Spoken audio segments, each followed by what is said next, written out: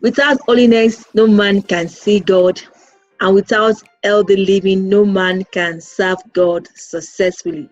Welcome back, everyone, to my YouTube channel, and I'm your regular host. My name is Ruth Damilola Akintola. I'm happy to have you back on this channel, and if you are new, I welcome you also. Kindly subscribe to my YouTube channel, and don't forget to press that notification bell so that you can be notified as soon as I upload a new video. Thank you, family, for joining me once again. Today, I'm so excited, and I have a wonderful topic that we will be talking about: disease promoters. Disease promoters. What are disease promoters? What are disease promoters? You know, any food that you eat, just ask yourself, why am I eating this food? Because when you eat that food into your body, it's going to the food is going to your body for two main reasons, or to do two main purposes. The first one is that food will either fight disease or feed disease in your body. Any food that you eat, it will either fight disease or it will feed disease. So ask yourself before you take that next food.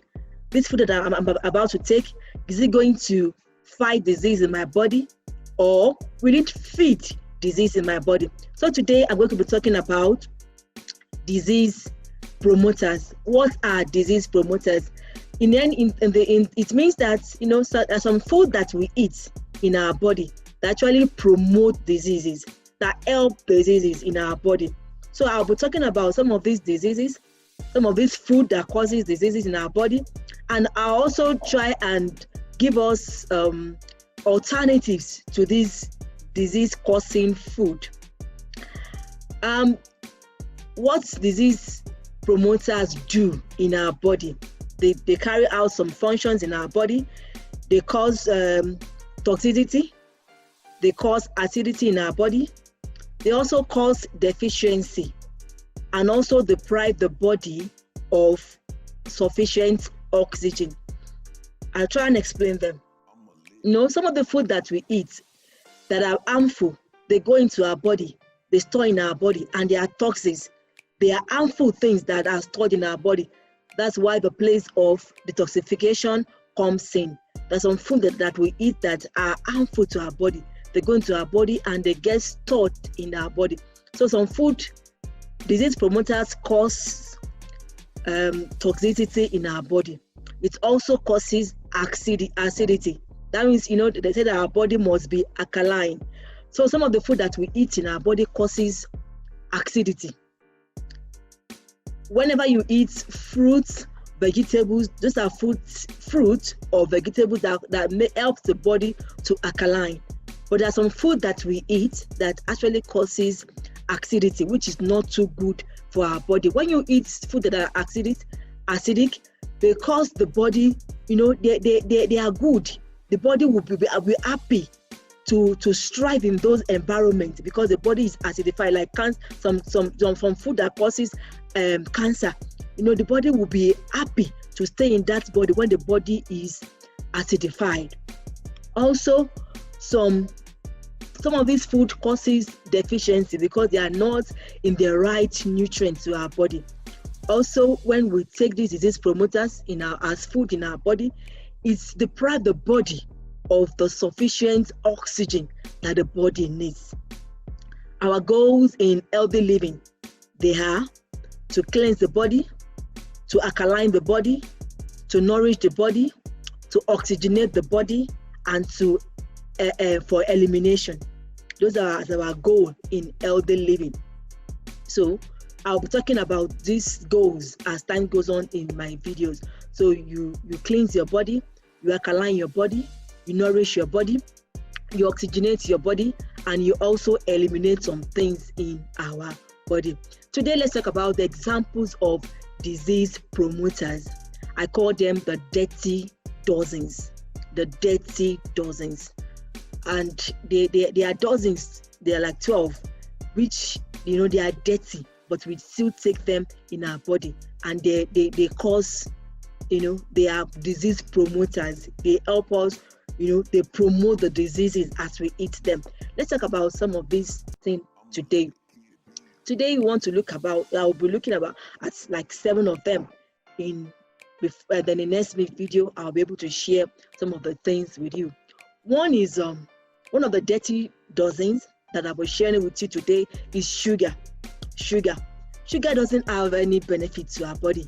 Rather, it alleviates insulin, it suppresses immunity, and it disrupts metabolism in our body. Some people would say, I cannot do without using sugar in my diet. Well, fine. I'll give you some alternatives that you can use. They are out there. You have stevia, you have the dates. You can actually make dates right in your home. Make dates and use it.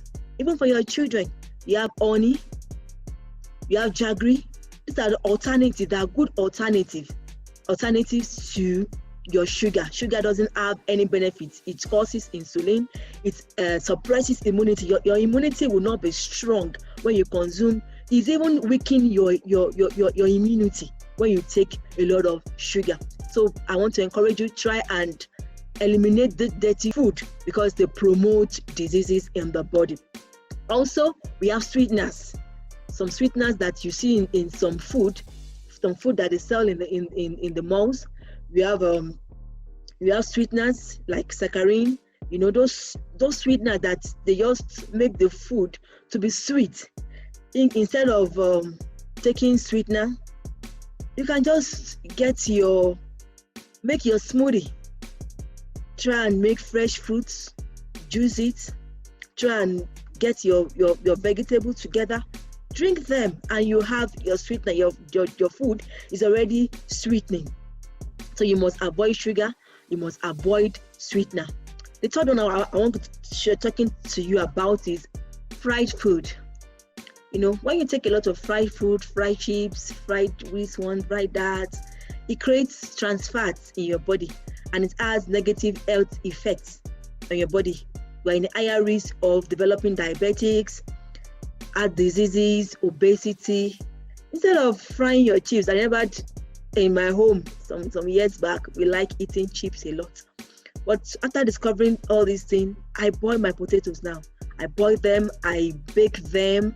You have alternatives now that you can use instead of frying your food. Instead of frying your meat, your fish, you can grill them in your oven, and you spice them up and you grill them. You have a better option, a better alternative instead of frying your food.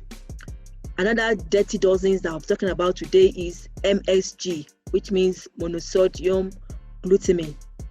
They are found in bouillon cubes, in our Knorr, in our Maggies, in our Ajinomotos, all these spices that we use to eat our food. Even the noodles, the spices in the noodles, they are MSG. Even when you go to and buy some of your food, try and read the labels in the store. When you see that it contains MSG, that means that it is not healthy. It is not healthy for you because it actually causes seizure. I was hearing somebody that was talking some time ago on health, and the client came to that lady, and the boy said anytime she eats noodles, that she find out that she has seizure. It's because of that spice in the noodles that causes seizure. So MSG causes seizure, so causes headache, causes sleeping disorder. So what can we use in place of MSG? Thank God has blessed us with every good thing that we can ever imagine.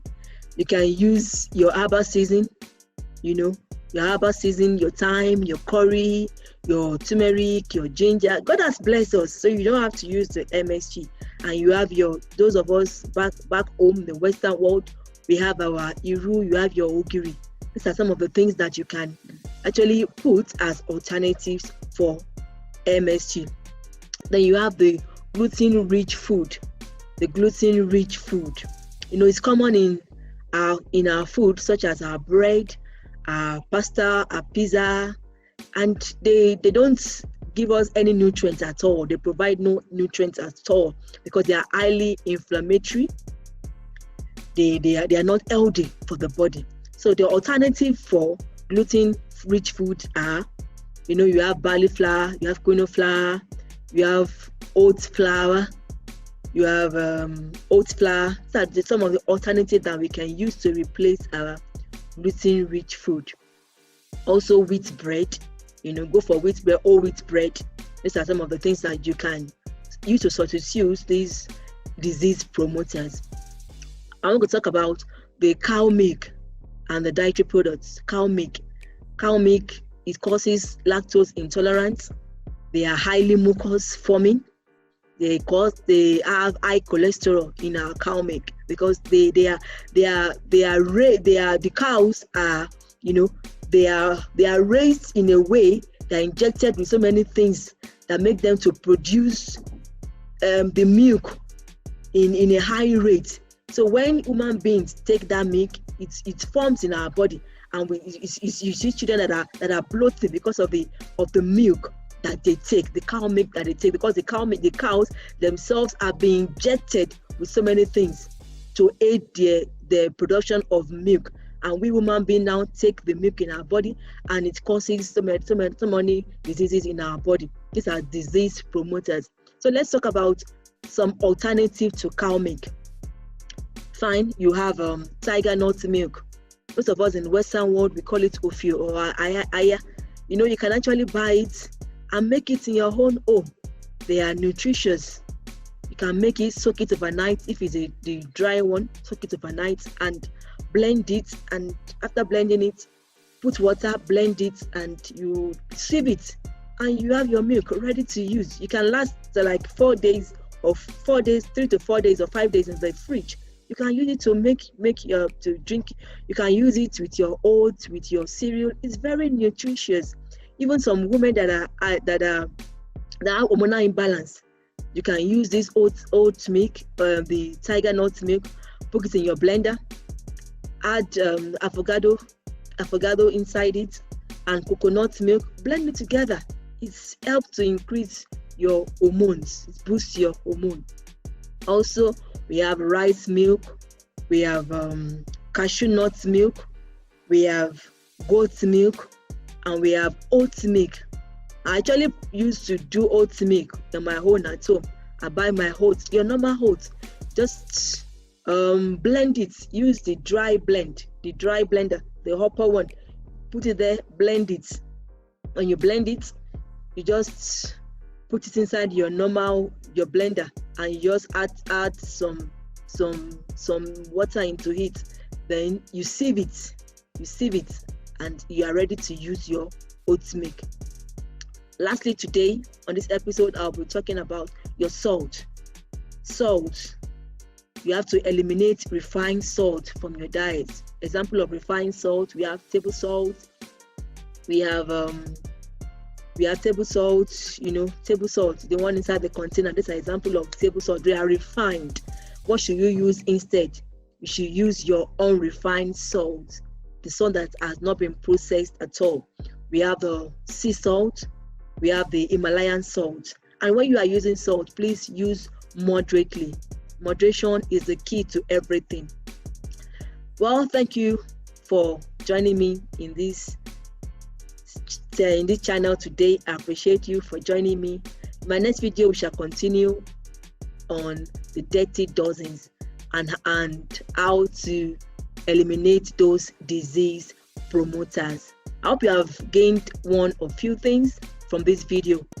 Please, I would like you to like and comment. Drop your comments below. I'll be glad to hear from you. Also, share this video to your friends if it has blessed you in one way or the other. Thank you for joining me today, and until I come your way the next time, stay active, stay hydrated, and eliminate the disease promoters from your diet. Thank you, and God bless you.